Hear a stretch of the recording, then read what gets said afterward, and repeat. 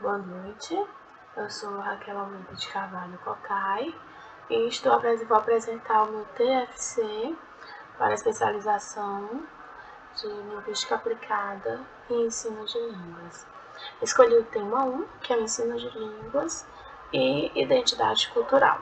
Pensando nessa perspectiva de abordar a identidade cultural e a nossa língua portuguesa, eu escolhi a habilidade da BNCC EF69LP55, que é reconhecer as variedades da língua falada, o conceito de norma padrão e o de preconceito linguístico, a fim de que a gente possa, a partir de momentos de conscientização, momentos de sensibilização, combater as práticas de preconceito linguístico, visto que o nosso país é muito...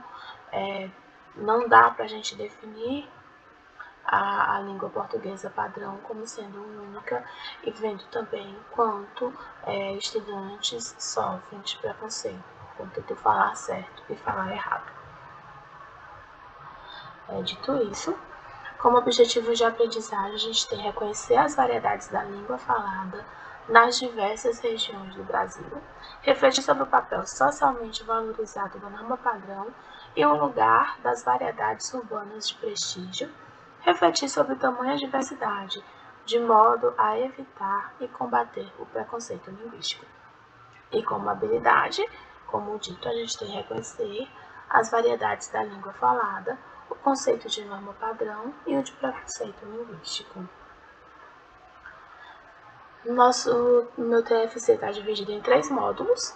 No primeiro, a gente vai abordar as variedades da língua, a questão da linguagem formal, da linguagem informal, dos tipos de variações linguísticas. Logo em seguida, a gente vê a norma padrão e o preconceito linguístico, o que dizem sobre a norma padrão e o que a gente diz sobre o preconceito linguístico, alguns teóricos, inclusive Banho, e logo em seguida, os diversos falares. No módulo da variedades da língua portuguesa, a gente vem fazendo a contextualização, chamando os alunos no nono ano para conhecer um pouco da diversidade da nossa língua. Logo mais, a gente faz uma contextualização entre a diferença entre fala, língua e linguagem. Tem um recurso que é para eles se situarem, para ver quem é o emissor, quem é o receptor e o canal, né? Que na verdade o intuito é mostrar que possa haver uma comunicação, um entendimento, né? Que é a partir daí que se dá a comunicação. Logo mais, a gente continua o que é a linguagem, contextualizando o que é a língua, e a fala também, falando uma breve síntese sobre a fala, uma nota que aborda aí sobre a gramática.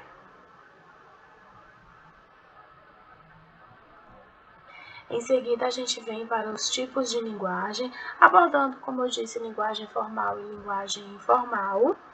E agora a gente vai falar sobre as variedades linguísticas, abordando um pouco dos 4 tipos de variação linguística.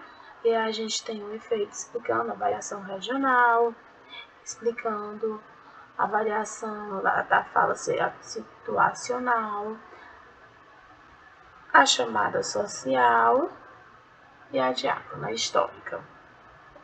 Logo mais, a gente tem é hora de praticar, com o intuito de que ele possa entender um pouco dessas variações linguísticas e ver onde encontramos cada uma delas. Por exemplo, aqui ele vai dizer, a mandioca, aipim e macaxeira faz parte de qual da variação geográfica ou diatópica.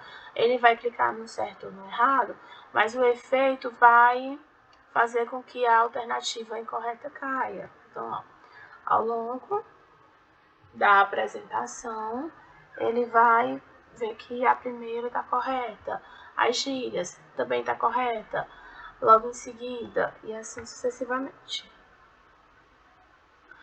Como forma de fixar o conhecimento, tem a apresentação de um vídeo falando sobre a variação linguística, E a gente parte para o módulo 2, a norma padrão e o preconceito linguístico.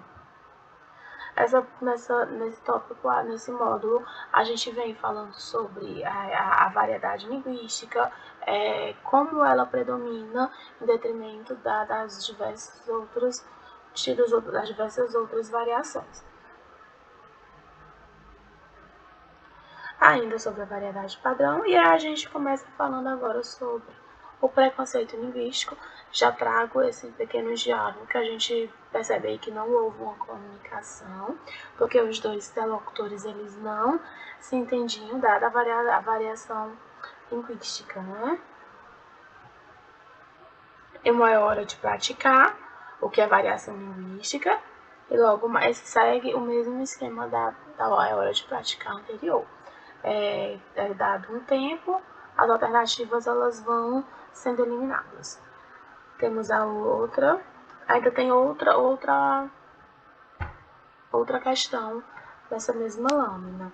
E aí agora vem a interrogação, né? Vixe, e agora? Será que eu falo errado?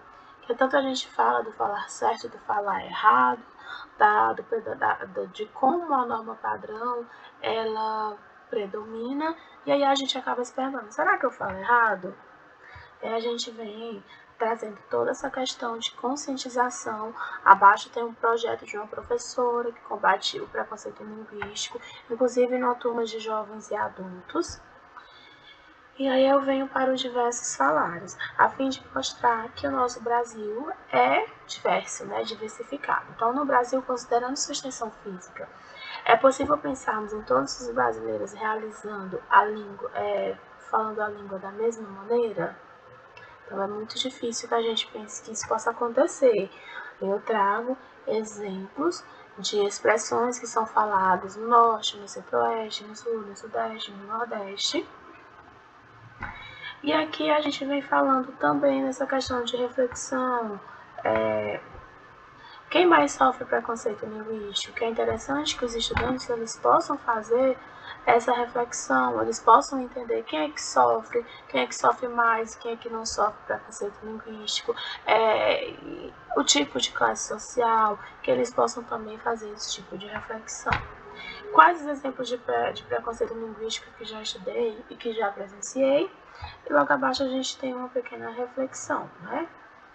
Quantas vezes as pessoas dizem que não sabem falar português direito porque se são vítimas, sofrem, já ouvimos falar do preconceito linguístico.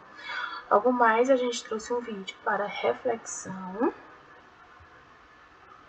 E essa questão da adequação e inadequação. Trouxe também um pequeno texto para os mineiros, para os alunos eles terem esse contato com as variações, as diversas formas de falar, os diversos falares, né? Aí 3 perguntas reflexivas acerca do texto. A gente continua com essa adequação e inadequação. E a reflexão também é que a gente possa ver que possa focar, que os estudantes eles possam entender que existe o adequado e o inadequado, não o certo e o errado. Algumas dicas abaixo, tipo, não se esqueça, para que os alunos possam refletir, que não é o falar certo ou falar errado, como eu acabei de dizer, é o local adequado ou inadequado. Fica a dica de que os alunos eles possam refletir. E o já era, por exemplo, é a fim de combater os preconceitos linguísticos.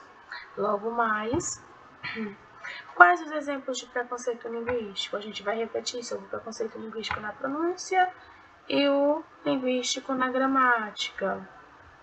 Mais adiante, a gente traz algum referencial teórico, como Banho, como Teixeira, Antunes também, e algumas formas, algumas sugestões de como combater o preconceito linguístico, e finalizo a apresentação do material didático com a fala do Emicida, falando sobre o preconceito linguístico no dia a dia, quanto ele já sofreu o preconceito linguístico, dado o ambiente, o tipo de música, todo o seu entorno, né? Então, é interessante que os estudantes também reflitam sobre essa fala no vídeo, algumas perguntas, e É isso, meu trabalho se resume dessa forma. Ok.